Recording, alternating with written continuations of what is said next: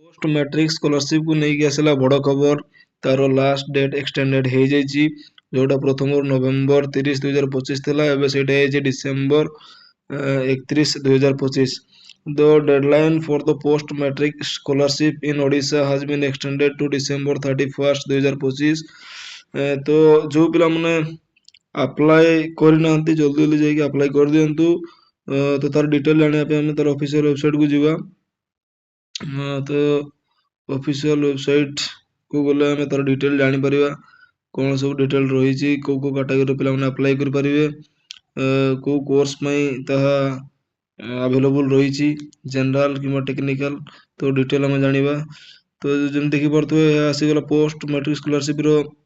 last date देती end date 31/12/2025 view eligibility click करिया देखिपारे कौ कैटेगरी पे अप्लाई करेंगे जमती कि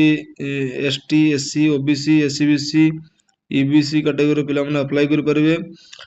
कौ कोर्स करता दरकार जनरल कोर्स कि technical professional post matriculation courses ये पे अप्लाई करेंगे तो तार इम्पोर्टाट गाइडलाइन रोचे स्टूडेंट मानकर गार्डियन आनुआल इनकम 2,50,000 रु अधिक न होता दरकार तो ये गोटे इम्पोर्टाट जिनस आप जापर कौन कौन डॉक्यूमेंट दरकार होता है तो डिटेल गाइडलाइन ऑफिशियल वेबसाइट रे दिया जाइए आपने ऑफिशियल वेबसाइट को जाइए चेक करके जापर डॉक्यूमेंट जमती कि कास्ट सर्टिफिकेट इनकम सर्टिफिकेट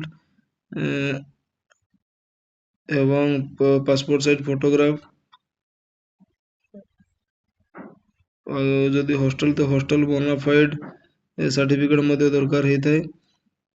तो डिटेल जाना जब चाहते तो पीडीएफ फाइल आप डाउनलोड करके डॉक्यूमेंट गाइडलाइन चेक करेंगे तो जो पे अप्लाई करना पोस्ट मैट्रिक स्कॉलरशिप तो जल्दी जाके अप्लाई कर दिंतु एवं जो पे पूर्व अप्लाई करते कौन